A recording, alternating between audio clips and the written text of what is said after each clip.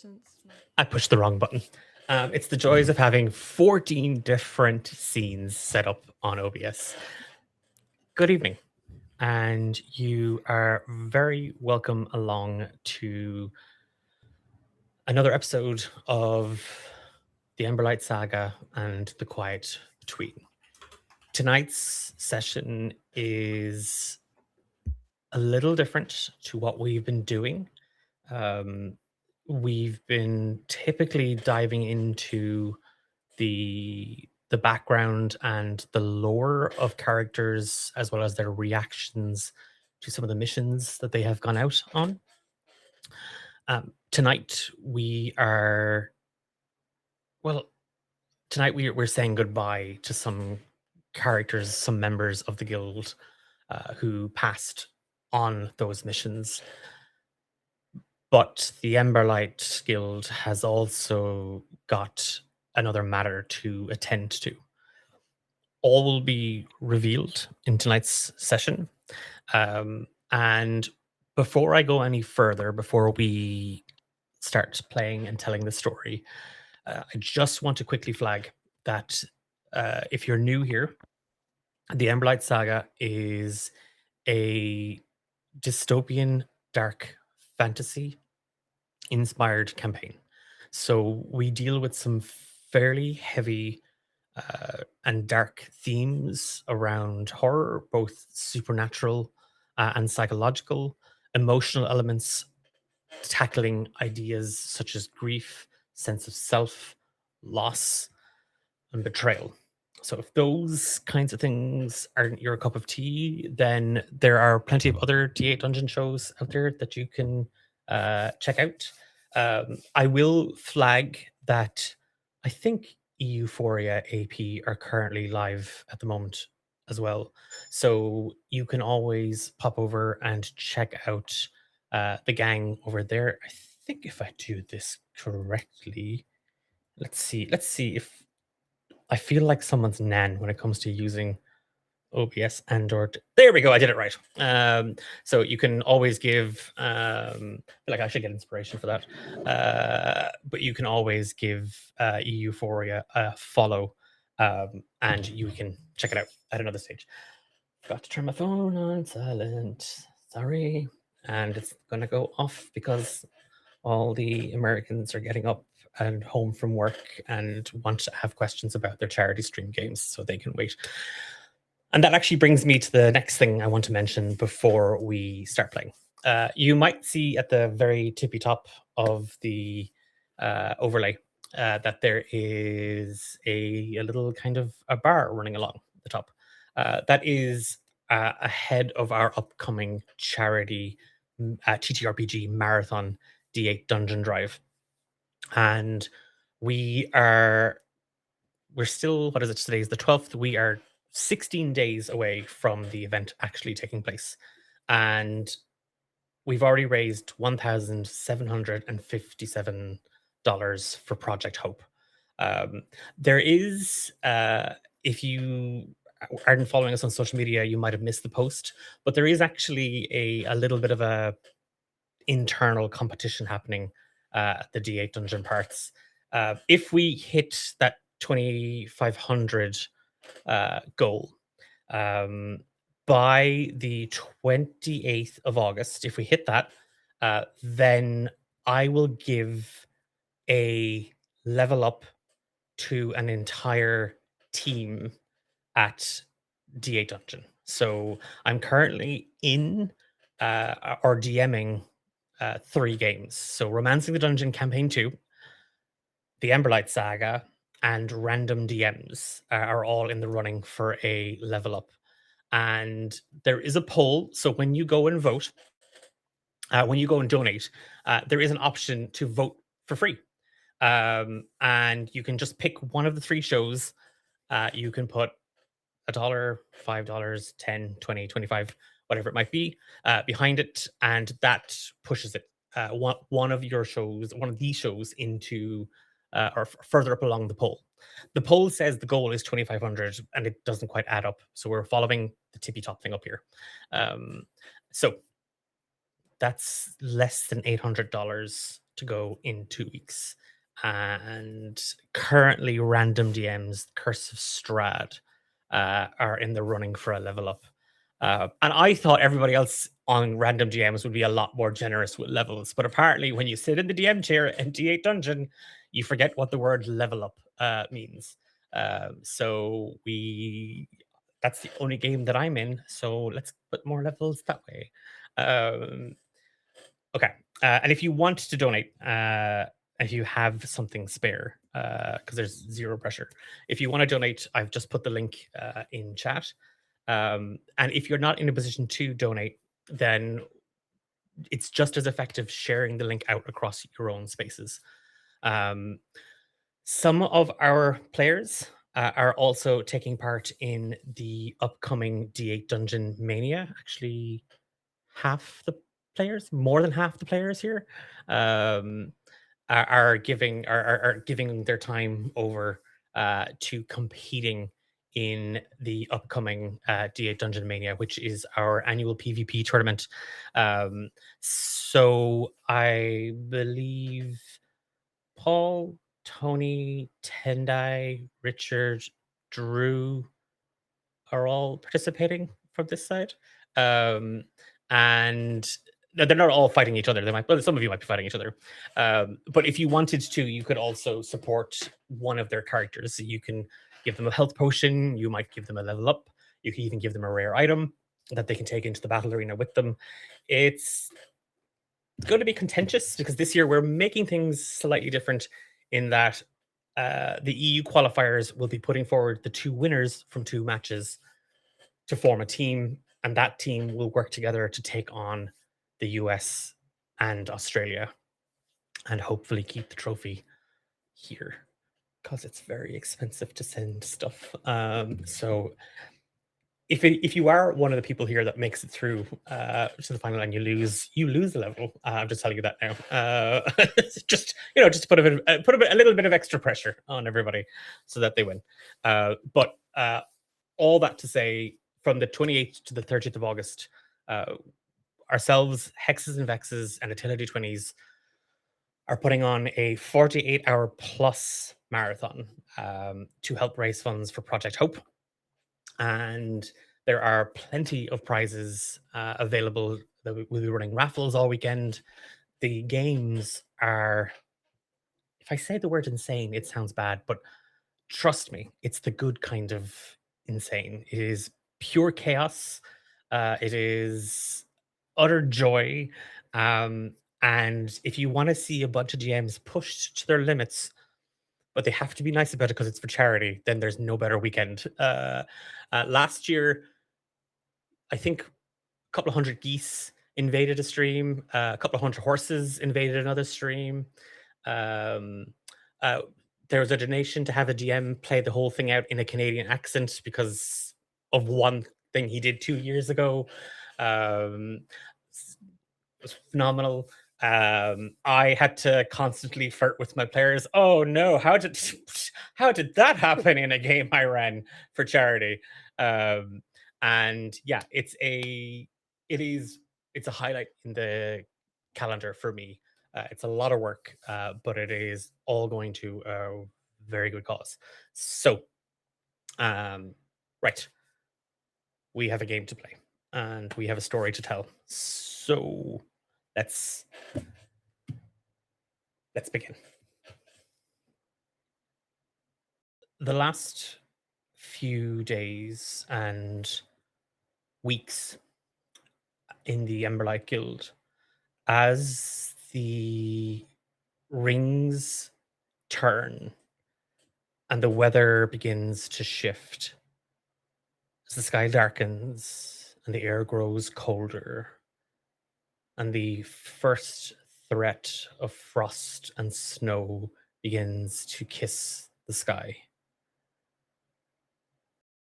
Members of the Emberlight Guild have been doing all they can and more, giving pieces of themselves to try and keep the fires of hope lit across the kingdom of Phaeton. In all of that time, They have crossed roads and forests. They have found themselves lost in the fog and in the dark, but they've always had a place to come home to. Towards the end of the last rings of autumn, the guild felt more lively than it had in so many months. With 34 children calling the Emberlight Guild home. There wasn't a corner that wasn't filled with noise. There wasn't a piece of paper that hadn't been scratched and scribbled and doodled on. There hadn't been a squabble or a tiff or a scraped knee that staff and Emberlight members didn't attend to. But yesterday morning, having had a frank discussion about the fate of these children, the guild decided it was best to send them away. That decision was only cemented when it was discovered that one of the children, a young satyr girl by the name of Helena, more affectionately known around the guild as Squish, vanished. Her disappearance set in motion a trigger of events that have hung over the guild the last 2 nights. And even this morning,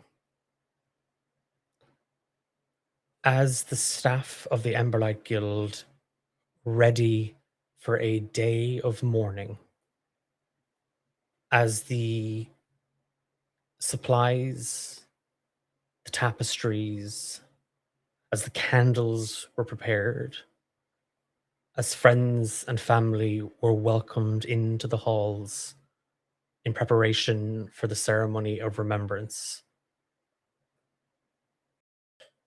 the missing child and the decree from Mantry's steel hangs heavy over the heads of the council and the members of the Emberlight Guild.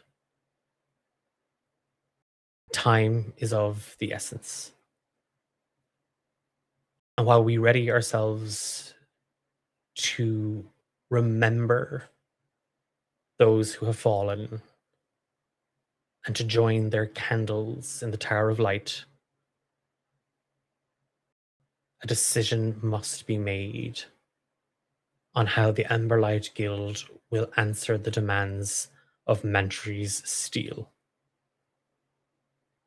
And that decision must happen tonight. And the fate of another guild member hangs in the balance.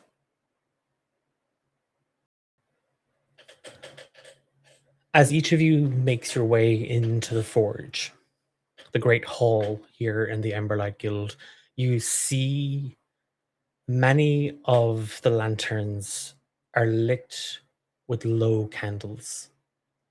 The light here diminishes, for at the top of the room, at a small wooden platform and pulpit, in front of a wall lined with books and trinkets, there is a dais,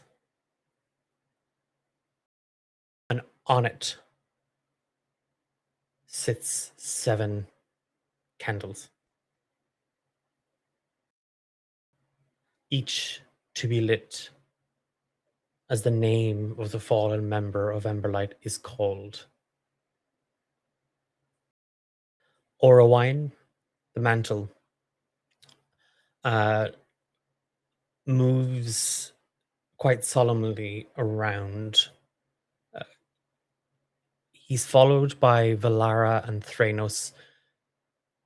You see a couple of faces set near the front. There's a cluster of gnomes. They introduce themselves as the Green Bottles, the adoptive family of Pip. They have traveled to be here to say goodbye to their son. For Kalan, Javier, Riza, Brick, and Brack, there are no family. There are some friends and those who call themselves allies, but no family. Chairs are left empty. Orwine moves to the top of the forge, and he stands next to, not behind, the pulpit. He raises his hands up, and then he gestures them out to you all. I would ask you all take your seats. Today is a heavy day.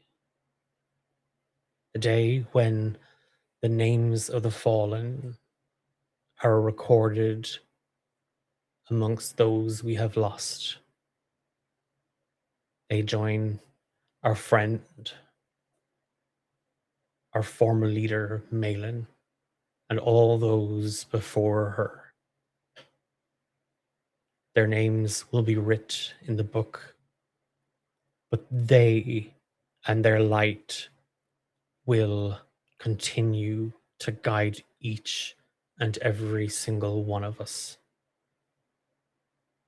as their candles are interred into the Tower of Light.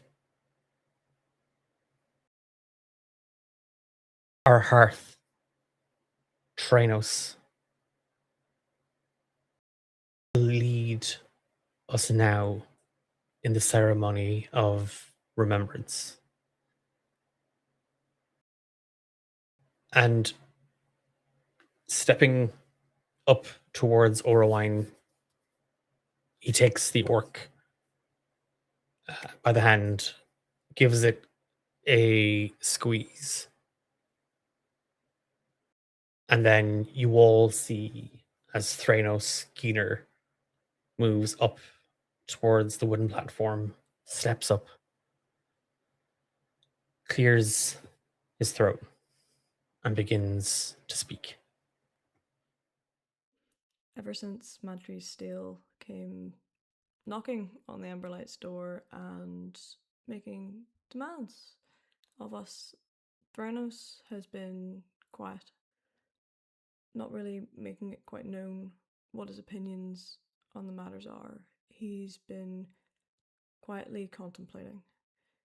But now he stands before the guild members and, with a solemn expression, says, "Before we vote, I would have us name plainly what is being asked of us. Madry Steele are not asking for justice. We're being asked to..." Thranos stands before the gathered guild members, with no bodies laid before him. Only candles, only names. He opens his ledger in front of him, and he removes the hat pin from his hat, and his black lace funeral veil just kind of falls over his face. He slowly lights 7 candles before him and lets the silence settle before he speaks. We have no hands to fold for them, no eyes to close, so we do what remains for it to us. We speak them home and hope the earth is gentle. He goes towards the first candle. Kalan Murcroft. She was strength without cruelty, care without softness mistaken for weakness. She gave her time to those still learning, and there are many among the kindling who walk steadier because she once stood beside them. Those of us with the arcane gift knew her guidance. Those without it knew her dependability. She made others better. She loved and was loved. That is no small legacy. He looks at this point towards Valara and gives her a gentle nod. O steady hand, O sheltering voice, you taught the young flames how to burn without being consumed. May they carry what you gave them. May we be worthy of the care you spent so freely. Kalan is remembered. Javier Thistleborn. He was not an easy man. Loud, brash, abrasive, often more trouble than was wise, and perhaps more trouble than many know here. But when crisis came, he often did not step back. He went first, into danger, into fire, into the worst of it. Maybe he needed to prove himself. Maybe he spent his life trying to answer some wound none of us could see. But whatever drove him, when others needed courage, he often gave them his. O hard heart, O burning blood, you ran toward what others feared. Rest now, there's nothing left to prove. Javier is remembered. Riza Frozen Moon. She was quiet, and the quiet are too often mistaken for absent. She wished to help, she worked, she tried, and perhaps words did not come easily to her, but presence did. There are some people who fill a room by speaking, and there are some people who make a room gentler simply by being in it. And she was one of those people. She often found comfort in sharing else's company. I hope there was joy in that. I hope she knew she was wanted there. O quiet soul, O careful hands, may the silence that takes you be kinder now than silences you endured in life. You were seen, you were valued, you were one of us. Riza is remembered. Brick. Foolhardy perhaps, emotional, certainly. But I've learned that those words often belong to people who feel the world deeply, and have not yet learned where to put all that feeling. Brick cared loudly, loved fiercely, acted quickly, sometimes too quickly. But there is a courage in a heart that leaps before fear can cage it. O rushing heart, O bright and reckless flame, you moved before others had found their breath, and may you rest now where nothing demands such haste. Brick is remembered. Brack. Where Brick rushed, Brack measured. Where one felt the storm, the other watched its shape. Pensive, logical, quiet. Not cold, only careful. There are those whose strength is more in thought rather than noise, and Brack was one of those. Oh, still water, oh patient mind, you carried balance where it was needed. You stood beside your brother, and he beside you. May whatever dark took you find that even in death cannot easily divide what was bound so closely in life. Brack is remembered. Brick and Brack, brother and sister, two hands of one life. One quickened by feeling, one steadied by thought. It's a cruel thing to speak both names in mourning, but there is mercy perhaps in knowing neither of them was left to walk the last in dark alone. O two voices, O one blood, where one has gone the other followed.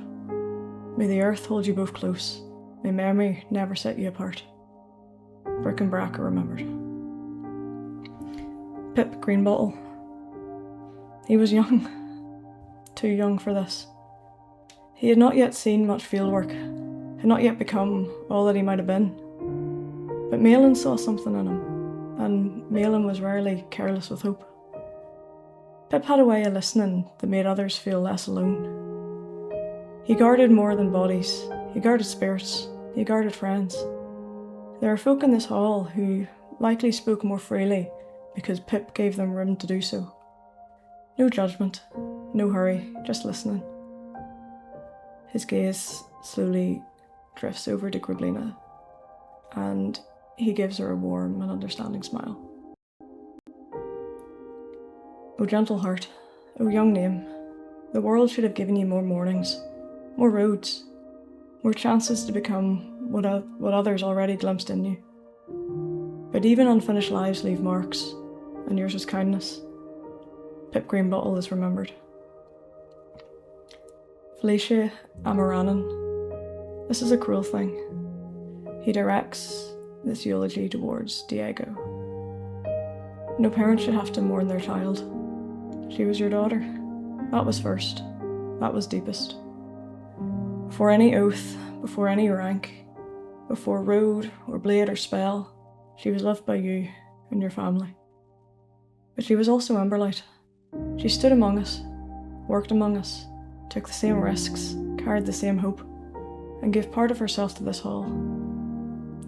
So we do not remember her only as someone lost to grief. We remember her as one who chose to stand with us. May her family know that she was honoured here. May the guild know it was honoured by her. Rest now, Felicia. You were loved before you were lost, and you are loved still. You are remembered. Threnos closes his ledger, but keeps his hand upon it. Kalan, Javier, Riza, Brick, Brack, Pip, Felicia. We could not bring their bodies home, so we bring what we can. Their names, their truth, their place among us. They were Emberlight, and Emberlight remembers its own. He gently steps away from his pulpit and offers the floor to anyone else who would like to speak.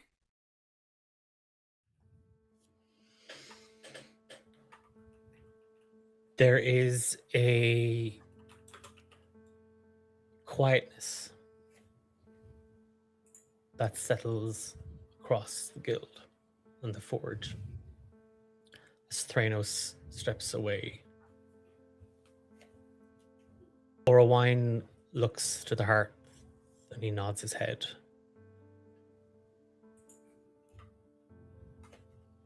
At this point, what is, if anybody is happy to or anybody would like to, what is going through people's heads? Not even necessarily, I'm not asking you just to speak, to follow that, but is there anything anybody feels in this moment?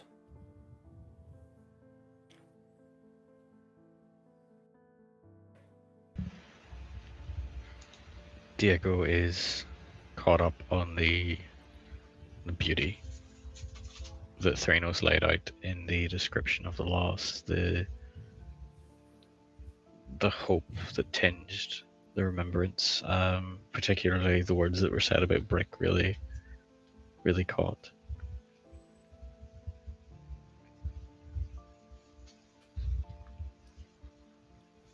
Anybody else?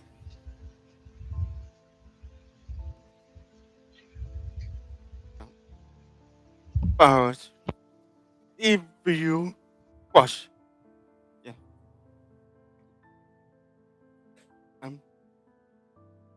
Go for it, Tony. We can, yep, go for it. oh sorry, Yeah. if you take a house of what Torres said, it became take of his face, his family, it was rich, safe, higher. Guys, well, it was rich for long time ago. It just hit him house is trying to not to show to Bush. I pay lots of respect to how last. It is, as each of you sits there, and Paul, I'll come to Dax in a second, but it's one of those things when you sit there in grief, even if it's not your own, even if it's not your loss, it can be very hard for old scars and wounds to feel a little pain. And for some people, today and the ceremony of remembrance resurrects that pain, revives those feelings. And for others, today is complicated. Dax?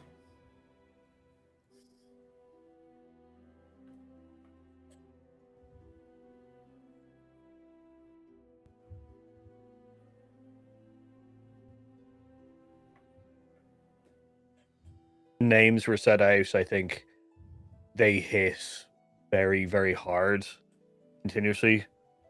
And I think the worst one was that Clan was first. So like they are hit with grief as well as horrible guilt. And have just tried to make themselves as small and as like invisible as possible while this goes on, as they are feeling like they're intruding on something that they shouldn't be anywhere near anymore. In this moment, as each of you sits there with your feelings, Orwine, again, not stepping to the pulpit where Thranos lit the candles and the ceremony began, he moves kind of to the front.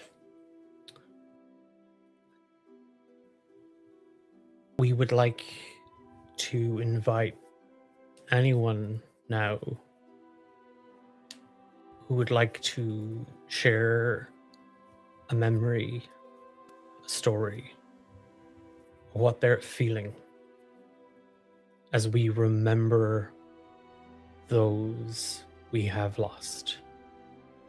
And he reaches into a pocket on his robe and he takes out a short scrap of paper, and anyone sitting near the front can see that it's been balled up. It hasn't been folded neatly. It's been kind of grabbed and scrunched and rolled into a ball.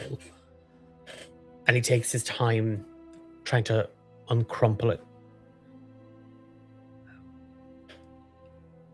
A friend of ours, and he kind of looks around the room, who is not with us at this moment, has asked that I read something. Griblina has asked me to share the following with all of you.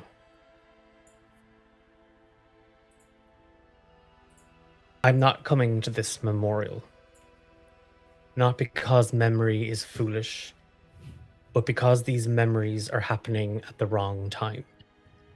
Of the more experienced among them, maybe we could accept this as their time or their duty, but it was not time for the kindling.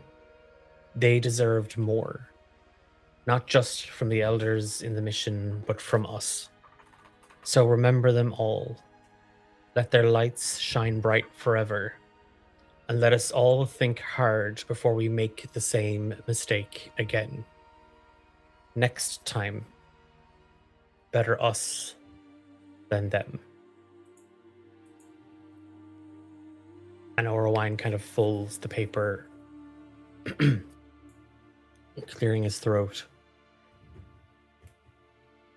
Would anybody else care to offer a story or a memory? And he gestures to kind of the space where he had been standing a moment as he takes kind of a half step away.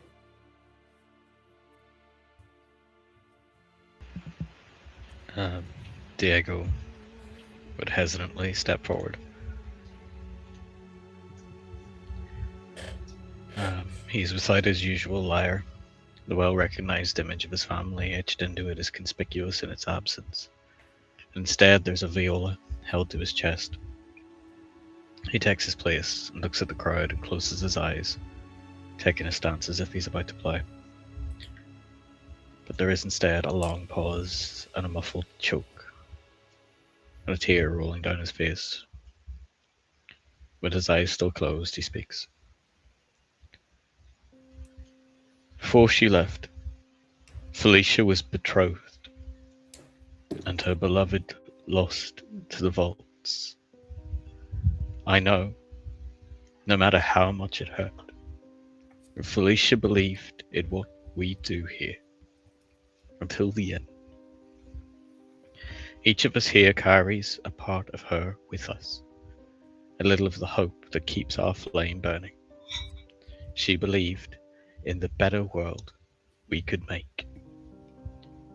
Thank you for remembering Felicia with me.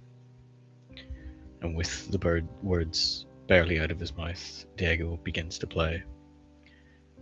Slowly he draws out an elegy of a song.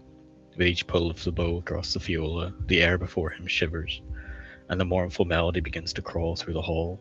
Diego is casting minor illusion over and over. With each new stroke, an image appears before the crowd.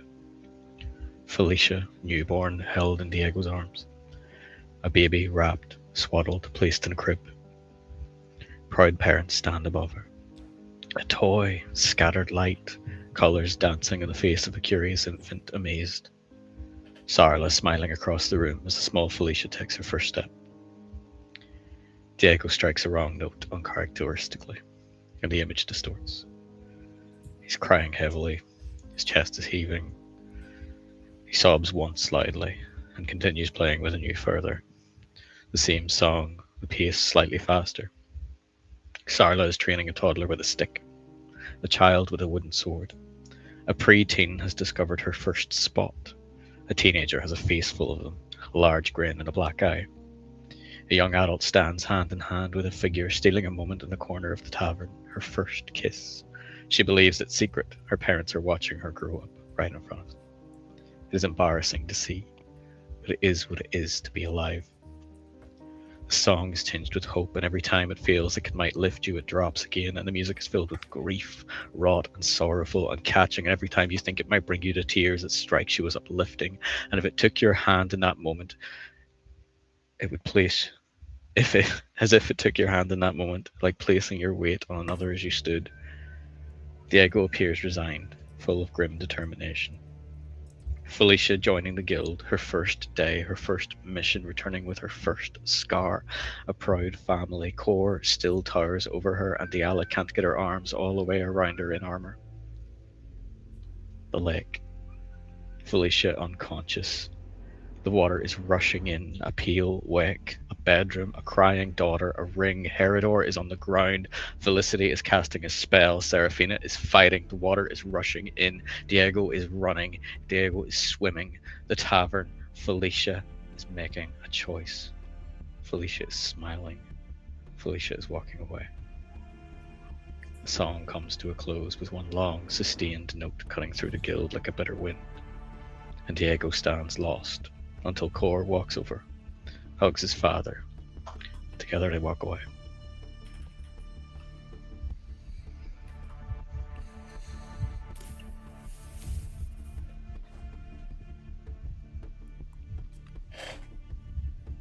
There's a moment, Diego, in the middle of all of that. Your eye catches a bit of movement at the back of the forge. And standing in the doorway, Sarla. And she's holding a small bunch of wildflowers.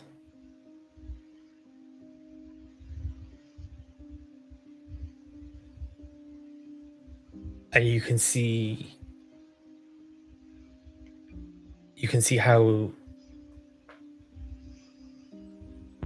She presses herself against the wall.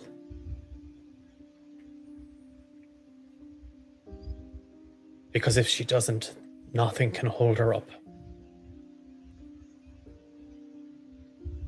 And as you finish, the hall just erupts in a mother's bellowing cry. And she just walks towards you.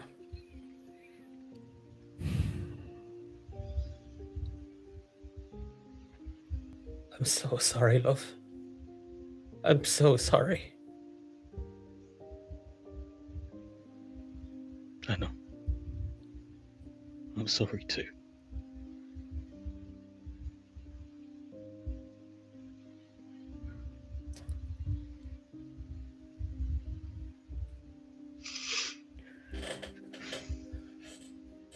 Diala and Kor approach you both, and they embrace you.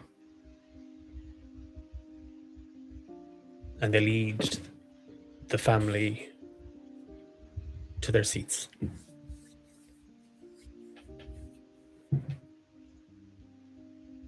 Orowine lets that sit.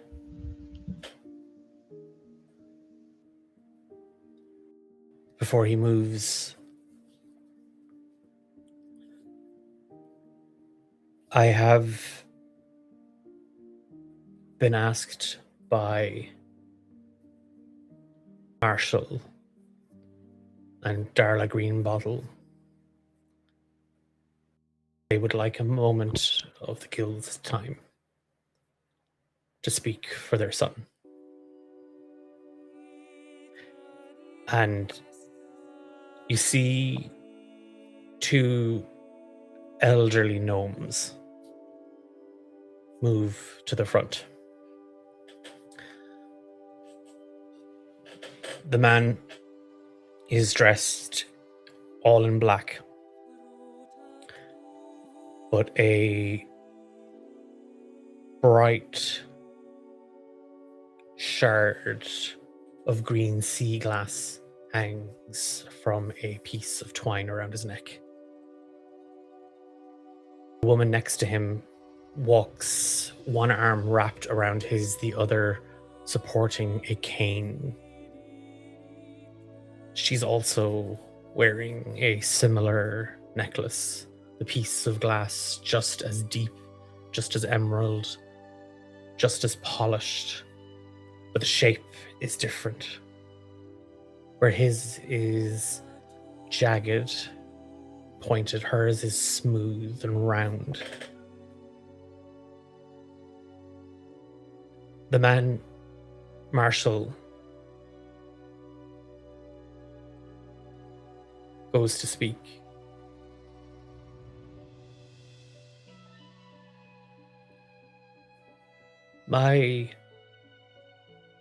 Our boy came to us not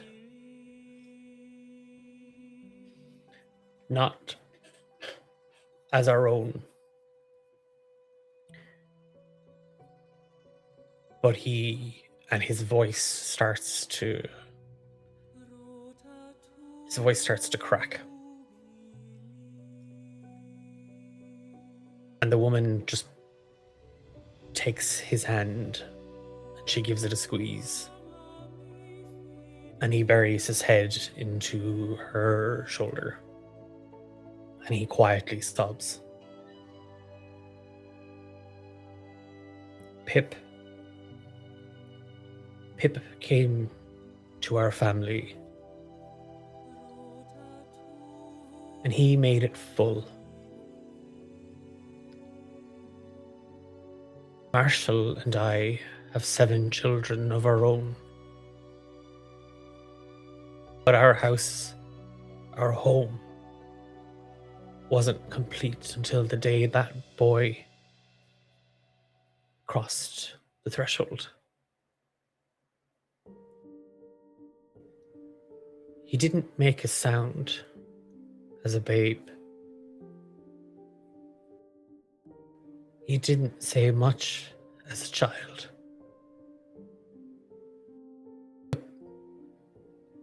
There was a brightness all the same about our Pip. He had a light. He had a way of filling a room, of taking care of each of us. When he told Marshall and I that he was joining the guild, I won't pretend I was happy.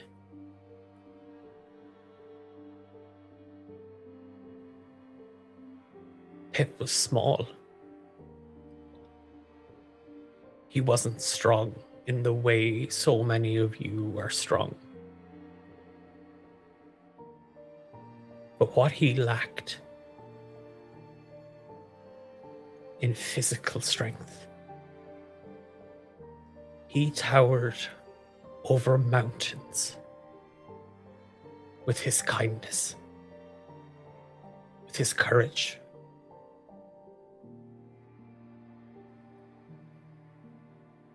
He wrote to Marshall and I about the guild. He wrote about so many of you.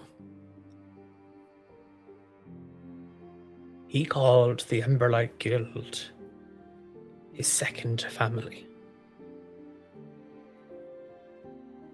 People he thought he was responsible for.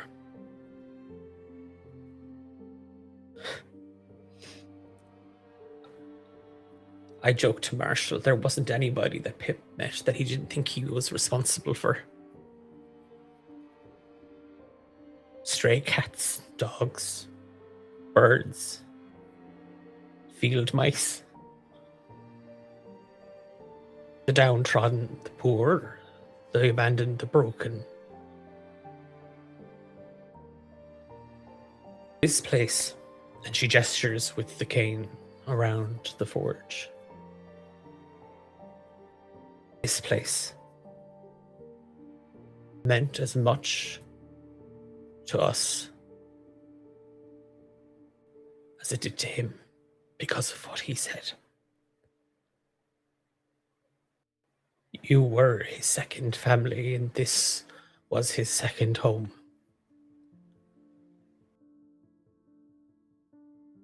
Marshall and I have been fortunate in our time.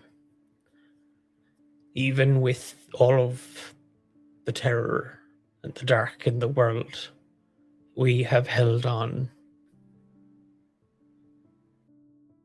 He encouraged us to do more, to help more.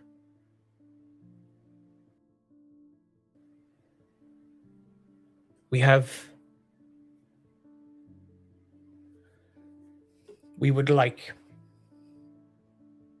in our son's name, to donate 10,000 gold pieces to help the work that you are doing,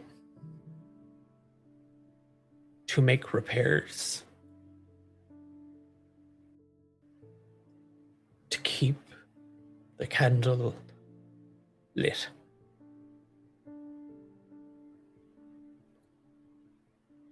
And she starts to cry.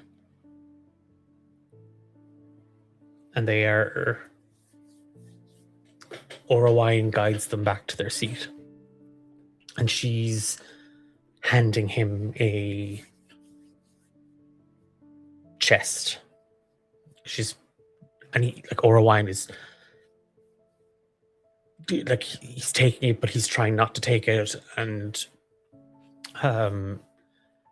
at this point, is there anything anybody else would like to add or say in the ceremony?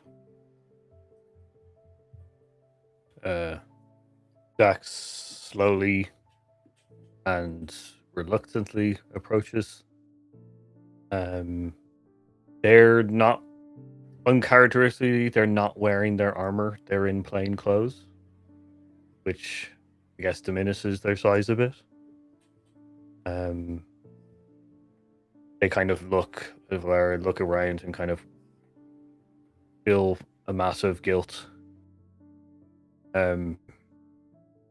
I'm not used to talking to so many people, but for Glean, I have to. When I first joined the guild, I was seen as a monster. My history does not change who I have become, but to everybody this mark, it seemed like I had already been branded as something horrible. Milan was the first one to ever show me kindness. She questioned me relentlessly about the mark, about what my history was like and what I did from when I can remember and to the point I joined the guild. That kindness was shown to everybody. Her light was unbelievably bright. Before I joined the guild, I fought the darkness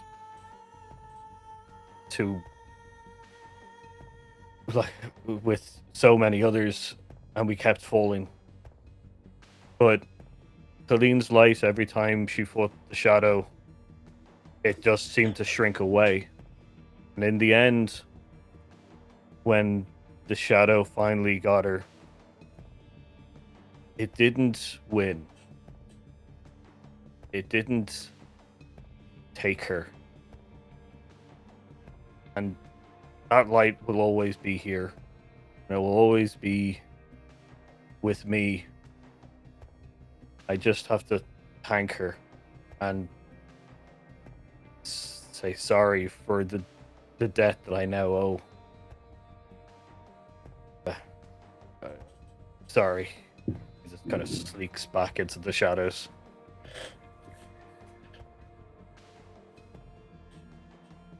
Again, Aura Wine allows this to settle.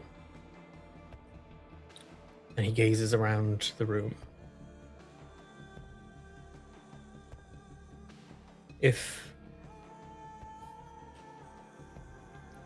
there is no one else who wishes to offer memories or words, we will begin the final Flames journey. And we will inter the candles in the Tower of Light, where they will continue to burn and guide each and every one of us here.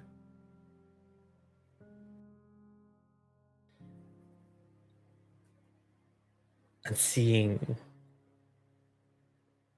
that this part of the ceremony has concluded, Orowine moves to the pulpit, the altar where Thranos lit the candles, and he takes Pips and he hands it to the Greenbottle family. He takes Felicia's and he hands it to you, Diego and Sarla, Cor and Diala.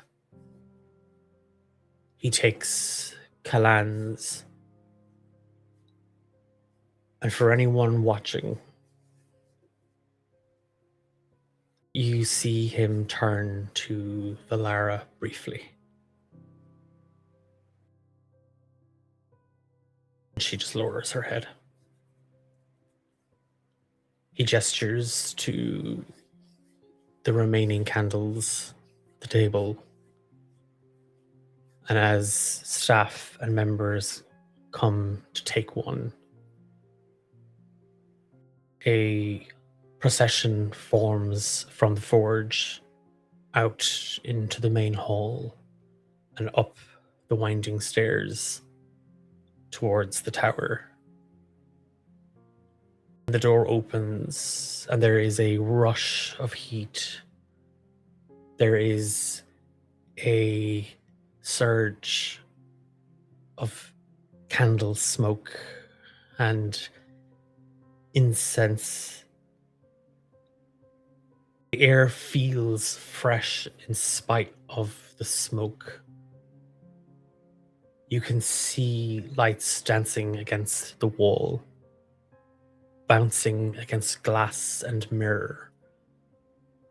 And as the procession of the final flame all gather in the tower, you can see out across the city of Varan, down into the southeastern gate and the woods beyond. Heavy grey clouds overhead open, and snow begins to fall. 7 candles join the Tower of Light. Orwine, Valara, and Thranos inform those present that a meal will be served in the dining hall. All are welcome to break bread, to share stories, not wallow alone with their grief, but to spread it amongst all those present so that we all can carry it together. And it isn't that this fixes or changes anything. For a brief moment, as the dining hall fills with chatter and the sound of cutlery, plates banging and clattering on tables, of bottles being opened, stories being told, good and bad, serious and embarrassing. The Emberlight Guild is full of life and memories. And yet, for some, the thought of what is still to come today sits heavy in the back of your mind. Valara does not join the meal. That is where we are going to take a very, very well-deserved break. And we are going to have a bit of a chat before everybody absconds. We're going to do just a very nice quick check-in. We've had a hydration check, so I think we all might need one. Because if you weren't crying, you were holding it in, and that causes you to sweat. That's science. At least it's science I made up. That's true. We are going to be back in a couple of minutes, and we will see you then for the second half of the Quiet Between.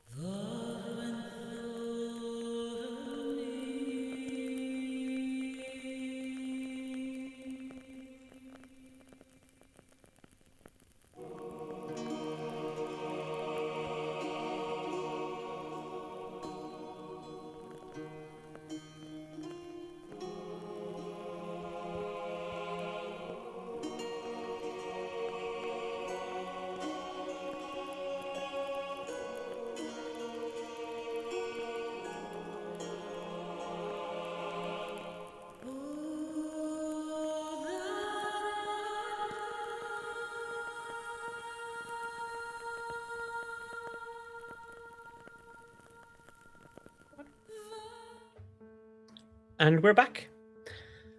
And you're welcome back. Words. Look, that was a lot. Okay, that was it's a heavy day at the Emberlight Guild. So we are picking things back up on the same day. So if you're just joining us, we are on the 4th day of frost now, winter. We're on the 4th day of the first month of winter, effectively. We have had a ceremony of remembrance for 7 members of the Emberlight Guild who fell while out on active missions. And we now pick up late into the evening with the meal having hosted friends and families of those who were lost, with the meal shared, thanks given, memories exchanged. The guild is cleared of everybody bar members. Staff having given their evening to themselves. It is just the remaining surviving members of the Emberlight Guild gathered once more in the hall. And where the morning carried this air of solemnness, that has now been squashed by this rising tension. Even towards the end of the meal, as some of the guests began to depart, word began to rumble of the afternoon and the evening's discussion. This business involving the missing child, the decree by Mantry's Steel, by Althea Rowe herself, sister to the departed Malin Rowe and former hearth. Somebody in the Emberlight Guild stole from Mantry's Steel. They have received word of this. They have received evidence of this. And now Althea has come to call a demand. And this is what has kind of been cutting through conversations the last 2 days. As much as people were overwhelmed by the thoughts of the ceremony, this is what has been sort of hanging over everybody's head. Even after Reishi shared that it was she who had stolen from Antry Steel, it didn't do anything to alleviate the tension. And Valara has been quite consumed by it. And it's she that leads this town hall meeting. Most of the ceremony, evidence, decoration, the candles, have been removed, and the forge looks as it always does. Long rows of benches, round tables, bookshelves. Space is gathered in the middle as Valara steps from the council office.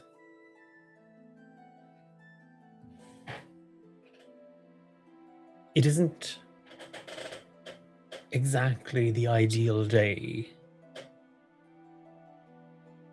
It seems to cheapen, besmirch,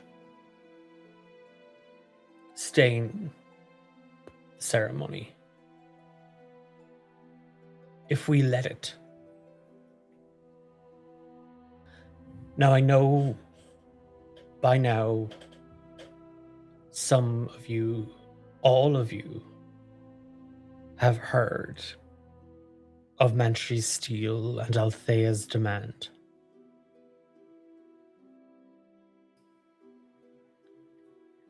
This backs us into a corner. Tonight isn't about leveling accusation. It isn't about admonishing a fellow member. I would ask that any remark you hold, positive or negative, toward Reishi, swallow it. Keep it to yourself. It serves nothing. She has admitted to taking from Mantry Steel. We must vote. Do we expel her from the Emberlight Guild and hand her to Mantry Steel to face their justice? Do we forfeit 5,000 gold? Hand money over fist at a time when the city's walls ache? As the pestilence grows, or we do nothing. We disregard Althea Rowe and her threats, and we continue the work, and we continue the fight, and the journey. Thranos and Orowine have left this meeting to me. I will facilitate. I will be as impartial as I can. I think it's important that all of us here and now hear the truth. That there not be any loose threads, half-whispered sentences. Rumors are squashed. And Reishi, this is your opportunity to explain all that happened.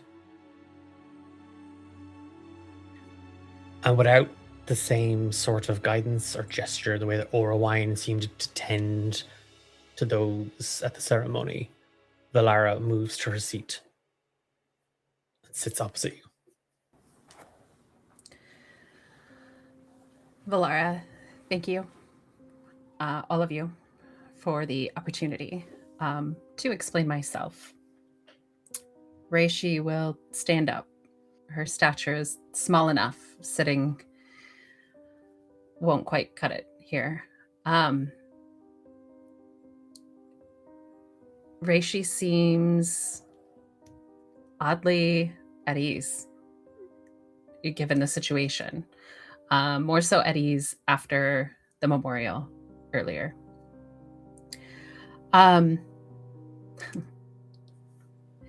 If the answer that you're looking for is simply, did I steal it? Did I steal from Mantry Steel? Then the answer is yes. When we were on a mission, and Reishi will look at Alar, that I'm sorry you were the leader of. For that, I am sorry. I found a box, and inside was something of great importance. Not of monetary value, but of great importance. And I took it. And I kept it a secret for a while. But you all know things aren't that simple. Things aren't black and white, certainly not. Things are not cut and dry in this world. Things are not always what they seem. And what I am sorry for in that moment was that I fell on old behaviors. Some of you may know, I've been here for 3 years. Some of you may know that where my father and I came from, our enclave, we tried to do this on our own. We tried to survive this lasting darkness on our own, and we turned away from everyone. And it was me who got us to the guild. I knew deep down that we had to work together. And in that moment, I turned away from that. I turned away from the guild and I fell back on old habits. And for that, I'm sorry. But I do need you to understand why. Not for my own innocence or for my own, you may still send me, that's fine. But I need you to know for the safety of the guild. Shortly before Malin died, you all know that my father was ill. And that I have been doing everything I can as healers, Alar included. We've been doing everything we can to heal him. I was in Orlewine's library looking for something, and someone sent me a letter. It's just an envelope there in Orlewine. So here in the guild, in Orlewine's library, somewhere that should be safe, was a letter with my name on it.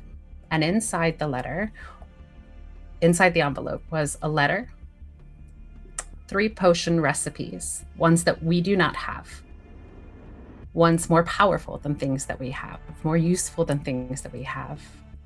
And it included an ingredient that we do not have, that we had never heard of.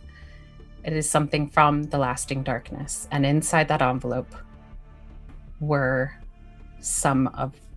a couple samples, were a few samples of that. I thought that this was the answer. And if it was somebody in the guild, how is that? If it's something that can help, how is that bad? And I thought maybe it was somebody in the guild, if they could get it to me. But that letter also swore me to secrecy. And I worried that if I spoke about it so soon that the information would stop coming. Maybe they would deem me untrustworthy. I don't know. All I know is that in that moment, I thought maybe this was the answer to help my father, to help others who are sick, to gain information that we need to fight this, to survive. And so I kept quiet. And then Malin passed away. And then immediately after that, we were off on the mission. And there, I won't go in. There was a planar shift, and there was soil that smelled like this ingredient, and I got excited. I thought, I'm gonna find some of my own. I'm gonna be able to help. And I used my magic to search for it, and they drew me to the box. They drew me to what was inside. And when I dug up the box and I looked at that logo, that Mantry Steel logo, if it is from the Lasting Dark and it is bad, why does Mantry Steel have it? why do they want it? And if it is bad, we don't want it in their hands. But if it is good and it can help, I know that we can do good with it. So in that moment, yes, I took it. And we came back to the guild and I said nothing. Because as soon as I got back to my quarters, there was another note, another threat. And with each threat, I feared not just for myself, but for the guild. And I struggled with what to do. And I made bad choices that got now Squish taken and Mantry Steel at our door. But you have to know, no matter whether you send me to Mantry Steel or want me to leave regardless because you no longer trust me, you need to know that there is something going on. That someone is able to spy on us, get to us here within the guild where we should be safe. And after seeing Diego, your grief and your beautiful memorial to our fallen partner here in the guild, I don't regret taking that, because I know that just like the rest of you, I would do anything to save my father. I would do anything for the guild. I would do anything to save us. I do regret doing it on my own because we can't do this on our own. That's my only regret. So do with that information what you will. But no matter what, I will forever stand with the guild and stand by you all. And that's all. That very awkwardly will go and sit back down.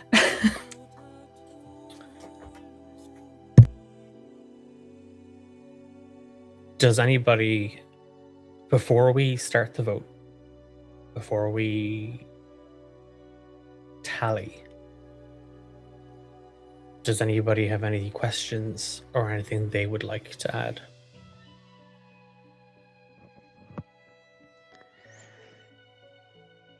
Eric won't realize that he's speaking until he's in front of everyone and there's even a second of his heart rushing, realizing what he's doing. He does not do this. He does not speak like this. But he still does this time. Things aren't that simple, and we all know. We all know this. We all make choices. I'm not close to Reishi. I'm not close to any of you. And there's a bitterness in his voice you've never heard before. I've made sure of that. But you know of me, you know my story. You know that I once, if you could call it a choice, made a choice.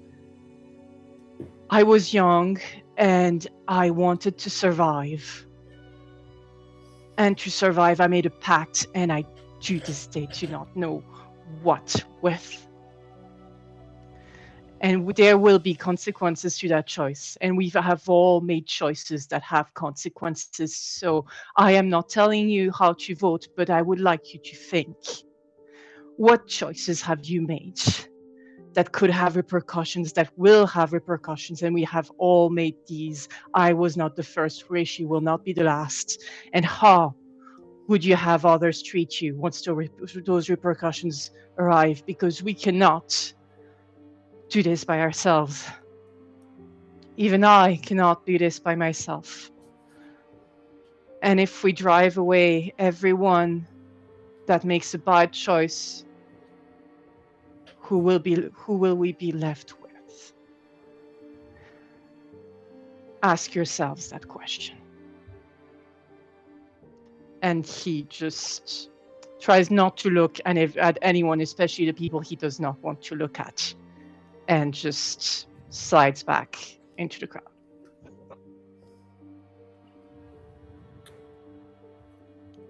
Anybody else?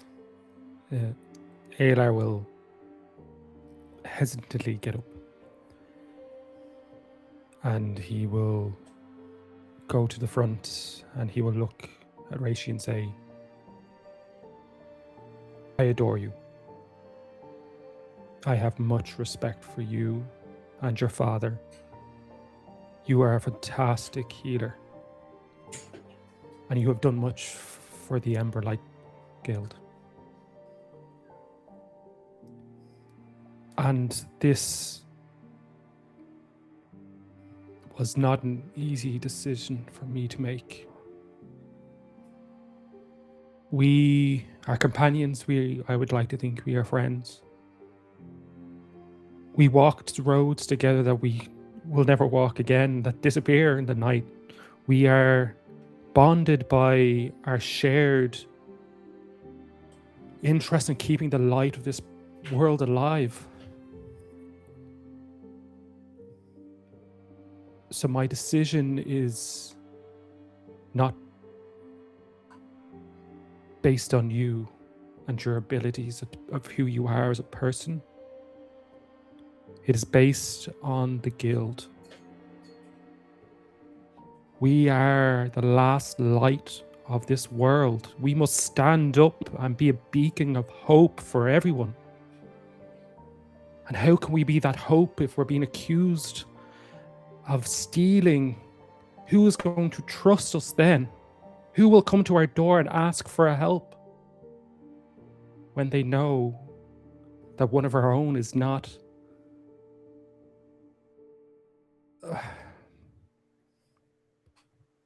We have all past lives. We have all trouble. We've got so much of history that we can't take back.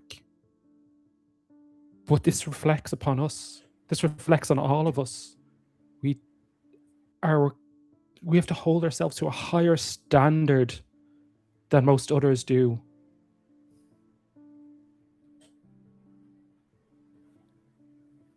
And it hurts me deeply to know that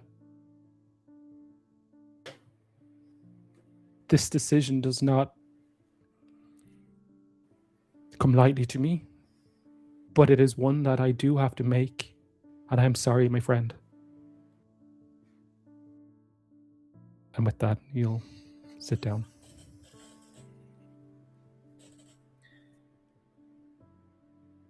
There's a strange sound in the guild. As Alar says his last words, it starts to get louder. It sounds like a tapping. It's odd. You can hear it kind of echo. It's sound of wood knocking. And then the door to the forge opens. And standing there, pale as a sheet, a tangle of a beard in a heavy robe, a toss and tangle of hair on his head, limping forward on a cane. You all see Puka, Reishi's father.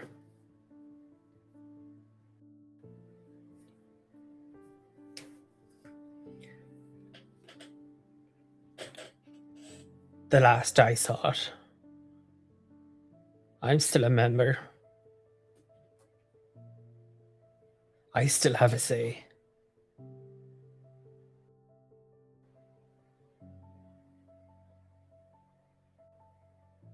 Which one of you?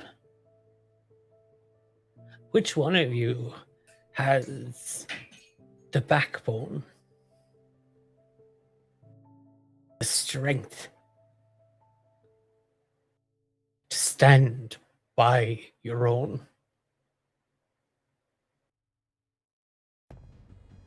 I heard the stories you told,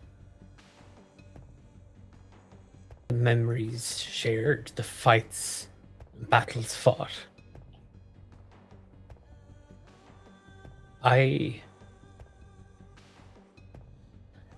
believed this place stood for something. I didn't always. It was her. And he points the stick at Reishi. It's her that convinced me. Up sticks and leave the place we called home behind. To go out into the world. To try and learn and do a bit of good.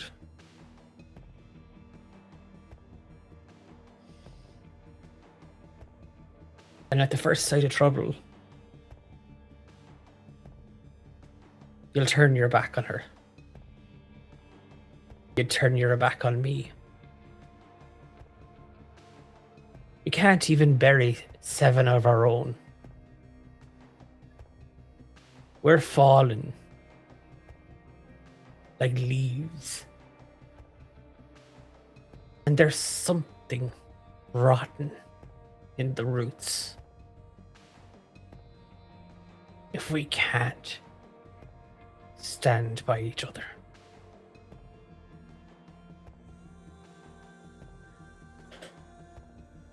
If you send my daughter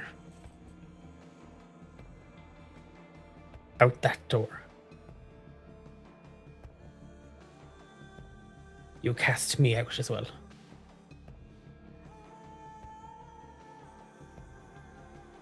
I've said my piece. I'll say no more.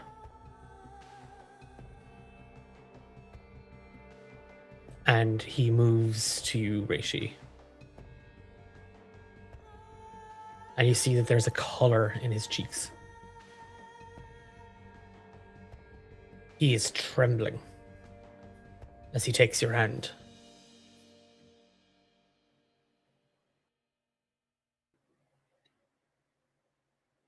He feels stronger. Like, even the grip of his hand, it's not as weak as it had been a week ago, a month ago.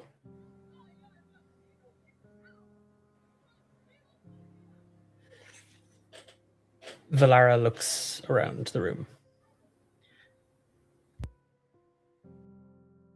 Is there anybody else? Is there any questions that remain to be asked? I have a few.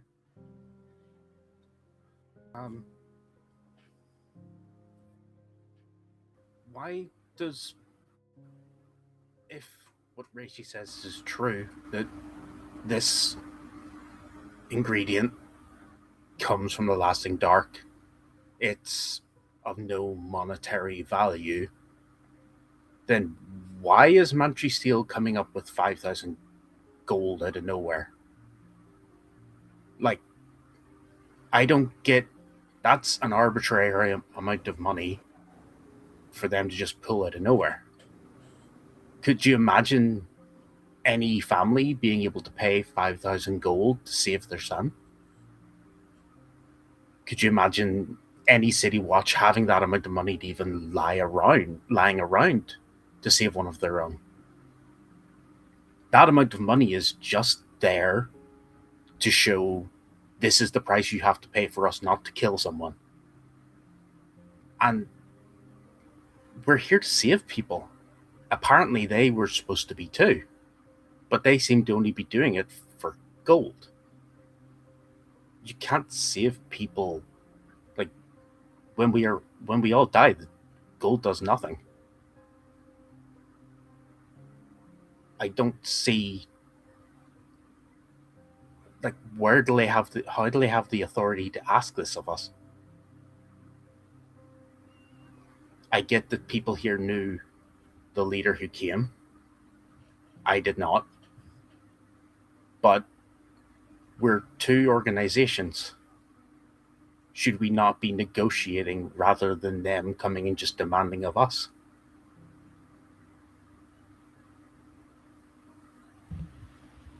Hear, hear.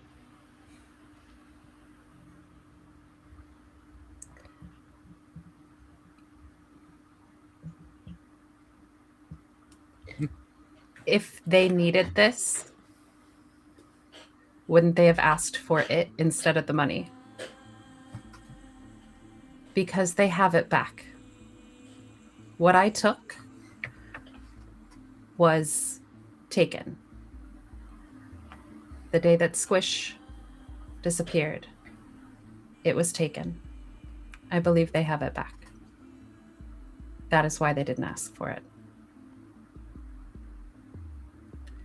And please don't take that as me hiding something. This is a lot, and there's a lot. I'm sorry. That just confuses me even more then. If they already have it back, should that not just, if something gets stolen and you give it back, like, the most you get is a slap on the wrist, not a head taken? Can somebody explain that to me?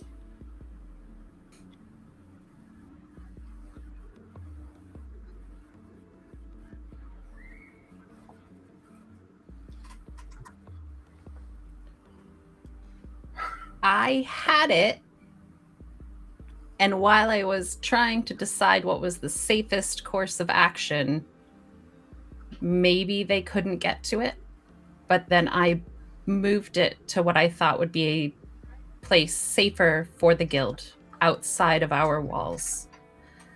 And that is when they took it, and it was pretty quickly.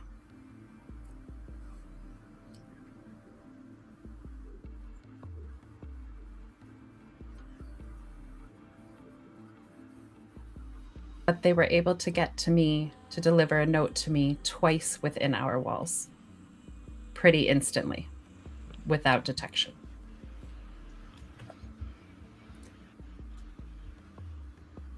This is true. Good point. They could have found out from whatever the thing is from the same source you did. Yes, I think that the source, whoever is leaving the notes for me,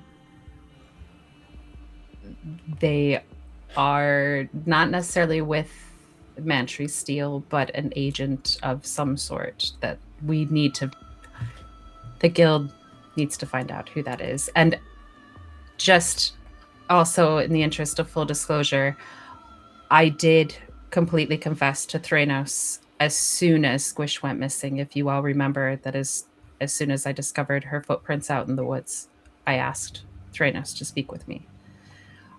There's been a lot going on, and it all happened very quickly that Mantry Steel was at our door. It's at that point that Thranos stands up.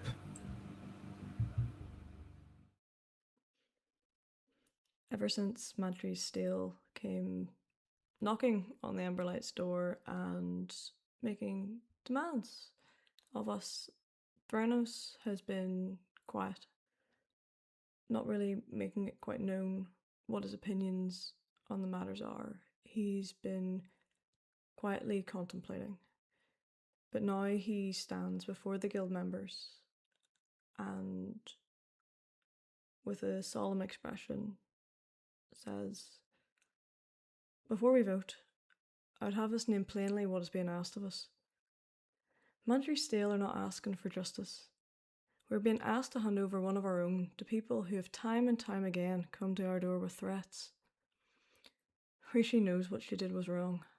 There have been choices made that may harm the guild and have put innocent people in danger. I'll not soften that, but I will not drag her over the coals for it. But the truth also does not end there. She was frightened, threatened. Under false pretenses was she offered hope for her father, only for it to be snatched away. Whoever sent those letters to her knew exactly where to stick the knife. And now Mantry Steele comes to us demanding either the culprit or almost all the coin we have left. Without saying what exactly was stolen, might I add. Aye, all the goods on the not all the goods on the manifest were recovered. But how do they know it means it was due to one of ours, and not the bandits who had pillaged the goods before we brought them back, and not the effects of the shifting lands that transported the cargo far away in the first place? Curious. How much gold is a life worth? What is the cost of a name? A plague is ravaging the refugees camps on the outskirts of the city, and time only brings more lost souls to the area. How many more will die if we hand over most of what we have? And from all they spout, you'd think Mantry Steele would want as many lives as possible to be saved. But I digress. We do not hand over frightened people to those who may have frightened them. We do not pay the hand that is known to want to bring us down. This is not the first time the Guild has not seen eye to eye with Althea Rowe. And we do not teach every rival, organisation, and carrion bird watching this hall that Emberlight can be made to bleed if the threat is sharp enough. Yes, Rishi must answer for what she has done, but she'll answer here. If we surrender, we're not keeping peace. Every member under this roof that when fear comes, when mistakes are made, when the dark finds a crack in them, the Guild may trade them away to save itself some discomfort. That's not a hearth, and that's not a Guild worth the wood it's built from. Squish is still missing, and until that child is found, I will not vote to spend our strength pretending this matter can be settled with a purse or a body. My vote is that we don't hand Rishi over, and we do not pay 5,000 gold under threat. We acknowledge the theft. We offer lawful restitution once the child is found and the truth is known. If whatever's been stolen is so important to Althea Rowe and the wider Mantry Steele, then she can surely agree to join me for some tea and a civil discussion. I'd expect a bit more from such a demand than a fleeting visit to deliver a threat. You may not agree, but I would like everyone to kind of cast their vote and see if we can come to some sort of agreement.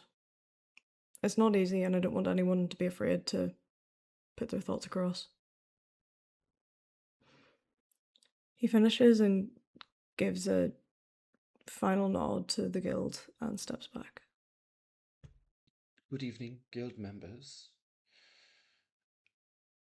We have suffered quite the amount of loss in the past few weeks, few months. The world continues to lose. I think it would be a boon for us to remind ourselves that we may mitigate those losses. I believe we should not give over our guild members so readily to people who wish to take them from us, be that the dark or be that these people that Reishi has wronged. I do believe it is her responsibility, however, to repay this. Quite the tall order, and she will be working for some time to repay it, perhaps the rest of her life. That should be her lot, to repay, not to be discarded like some sort of nuisance. She's invaluable. Her efforts in this guild, not just in my department, are instrumental. As are everyone's. We are all equal members in this guild, ranking be damned. The fact that you are here means that you are part of this guild. And if you are part of this guild, we should be fighting to hold on to you, keep you safe, so that you, in turn, can keep the world safe. Let us try to mitigate the losses where we can. The gods know, and the light knows, that we have failed to do so in the past. Thank you.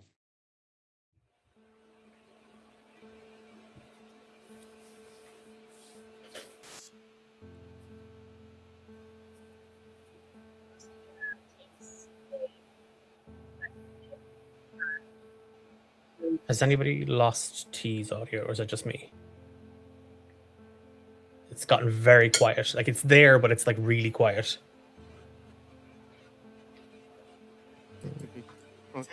Yep. But step up and see.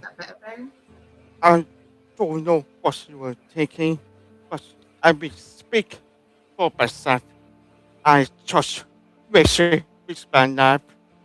I bet home down the walls not time ago. I see I just home to hot decision.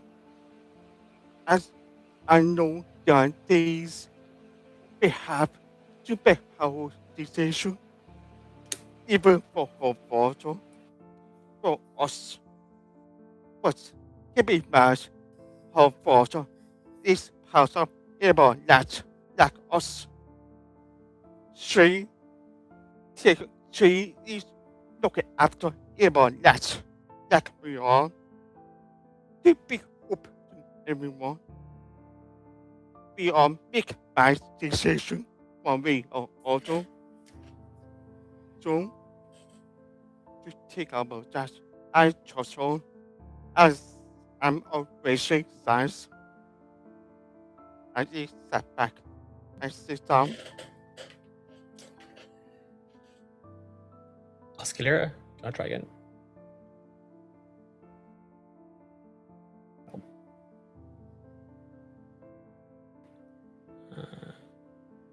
No, God, I didn't mute you by accident today.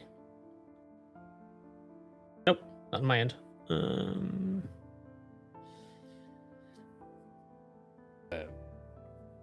Dax is going to stand up and just say, "We've already just put 7 candles in the tower. I will not be a part of the guild choosing to put an 8th. I know Mantra Steel. I know what they're capable of. They are the remnants of the Royal Army. They created me. So what they are doing is not good. And I will not be a part of it." Sits back there. Try again. Nope. Oh, no, you can hear you now, but it's quiet. But we can hear you. I might be able to turn it up on my end. Oscar is going to take a deep breath and stand up.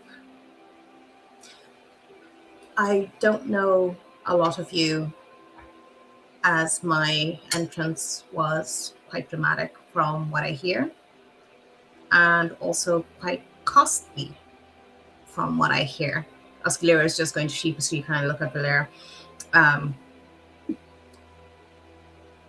Reishi healed me. Amongst some of you others, you didn't know me, but you healed me, and you have let me stay within your walls. And I've seen the care that you take for each other, and it feels wrong to cast out one of your own who's been there for longer than I have. I don't think it's right to give that bossy boots what she demanded. That's me. And they're going to try and sit back down gracefully, but probably hit somebody with wings.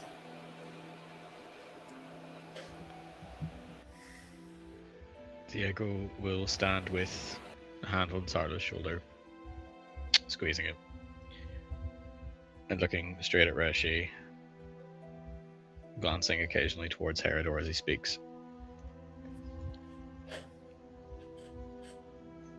We can't throw away what we have. But a crime was committed. And penitence must be paid. A confession is on the table. Herodor suggested negotiations. Yunara speaks for all of us, I feel, at heart. I propose that there is a rot within Mantry Steel. That someone knows all the inner workings of both the Guild and Mantry. And not until this parasite is dealt with, things will only get worse. Whether an agent operates within here, within there, or acts as a third party.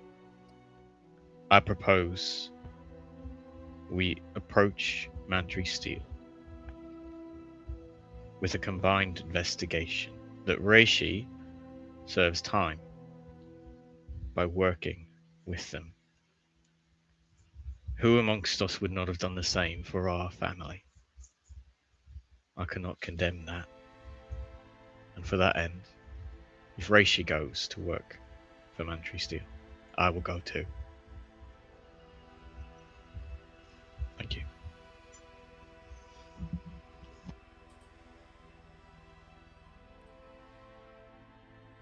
With most of the guild members having shared their thoughts with questions pressed, Valara stands up.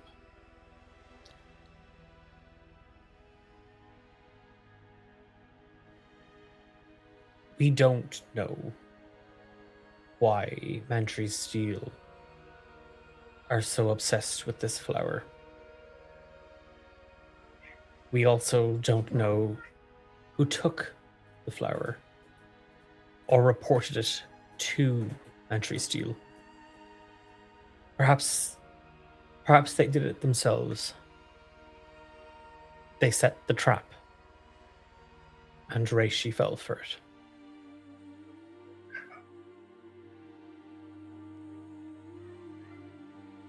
We have lost so many friends, so much family.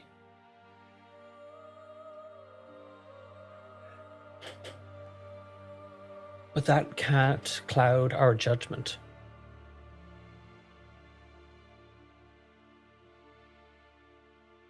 Taylor said, we are a beacon. People come to us. If they cannot trust, if they cannot believe the Emberlight Guild stands to hold this kingdom together, what is the point of us? And she turns to face you, Reishi. Had we the coin to spare, I would give it. Had we the resources to throw caution to the wind, I would say ignore Althea and her threats. We have neither coin nor strength right now.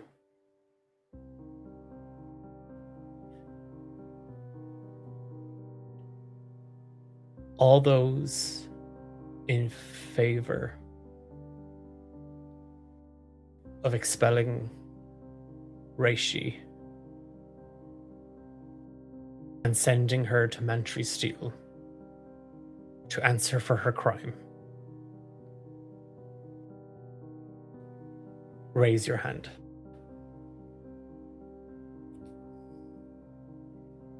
And Valara puts hers up.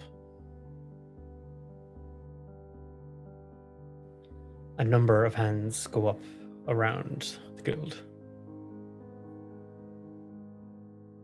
All those in favor of paying their demands, of giving them 5,000 gold, raise your hand.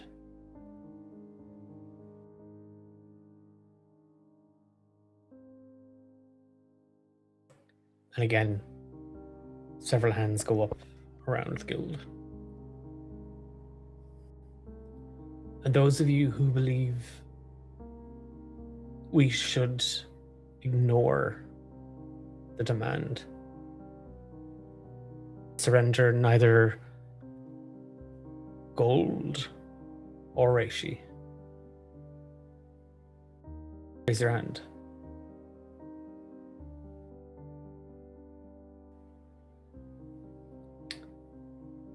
And she nods her head.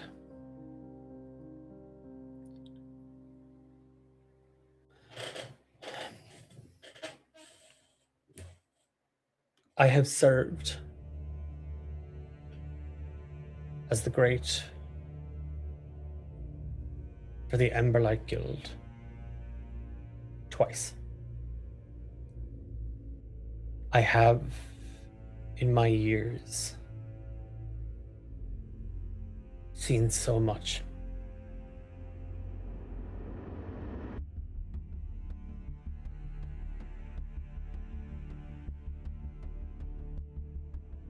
Tonight, today, the last month, have cemented something for me.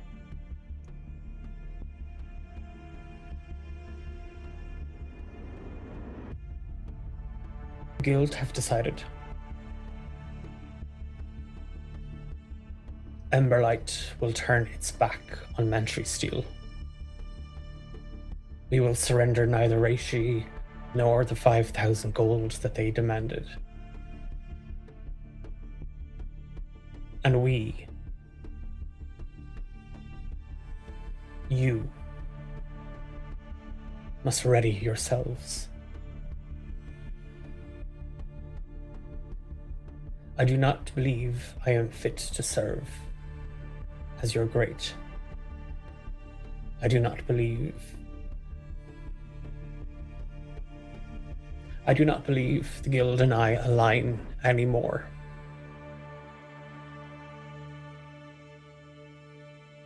I tender my resignation as the great of the Emberlight Guild.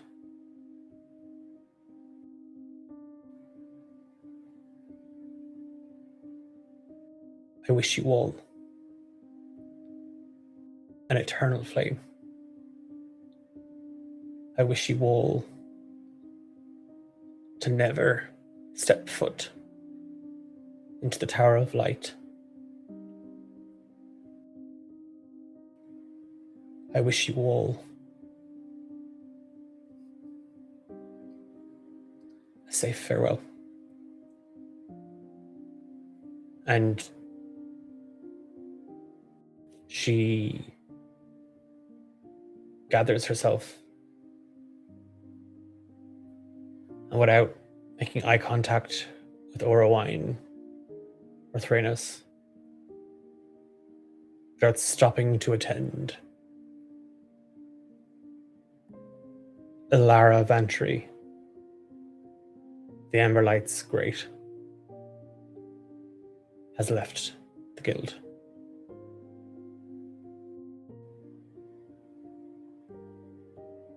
And that is where we are leaving tonight's session.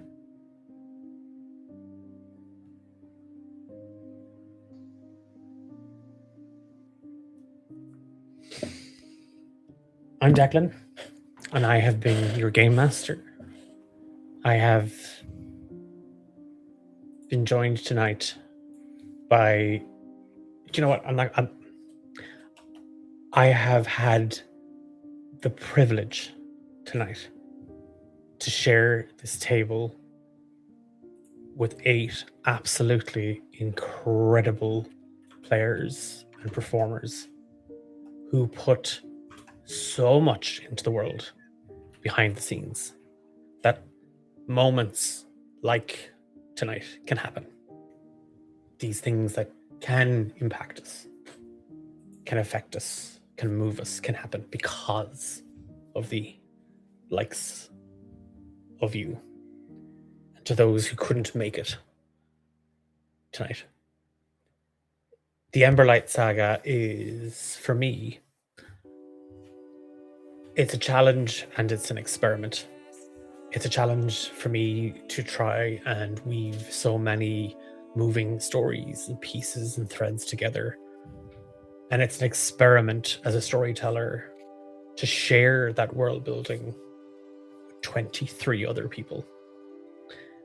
And I'm learning so much, not just as a game master, not just as somebody who plays tabletop role-playing games, not just as a writer or as a storyteller. I am learning so much as a person from all of you. The characters that you are playing, the stories that ye are telling. So when I say it's a privilege to spend my time with all of you, it really is. So, massive thank you to all of you, and to those who were watching, to those who are waiting with bated breath to learn of the outcome of tonight. Our story has only started. We're back on Monday for the next installment in Arc 1, A War with Shadows. We'll see you then. I probably should mention the other fucking shows. Tomorrow is Thursday, and tomorrow myself and Emily and Tendai and Critter and Nick, we're pissing off Strahd, and we're playing Random GM's The Curse of Strahd, where 5 GMs roll a d4 to determine who tells the next story. So that is out. That is on tomorrow, 8 p.m. here on Twitch, and on Friday. I think I say this every time, but on Friday, probably the dumbest episode of Romancing the Dungeon comes out. I'm so glad it's the dumbest because it's only 45 minutes long, and I had to leave in some of the shit these people put me through just to fill it to 45. So you can really hear just how and what happens at the table. Yeah, but it's brilliant. It is fun. It's a big part of the world building, but it's also, they're just nuts. That is out on Friday. I'm going to mention it again just while I have the space. D8 Dungeon Drive is taking place the 28th to the 30th of August. You'll see most of these people that weekend playing games for charity.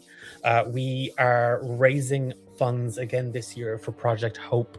And Project Hope are a medical organization that provides not only medical resources, facilities, and equipment, but also training and specialist care in mental health to people who need it the most. They are working on the ground in Palestine, in Sudan, in Venezuela, in the Democratic Republic of Congo. They go where they are needed the most. They have an operation operating out of Ukraine. The work they do is immense, and every single cent that is raised between now and the 30th of August goes directly to aiding them.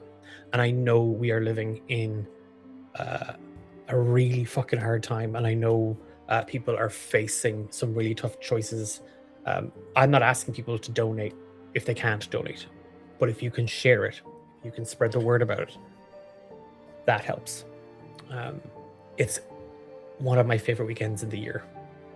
I am usually half dead by it, by the end of it. Actually, by the start of it. I'm definitely dead at the end of it. I'm somehow resurrected for my final game on the Sunday night, and then I go into hibernation. That's it. I'm going to shut up. I'm going to let these people give out to me and give out for all the heartstrings and the emotional weight and work we all did this evening. We're going to have a quick chat, see how everybody's doing. Mind yourselves, and we'll see you all hopefully tomorrow. If not tomorrow, then Monday. Bye. Hey. I waved like this.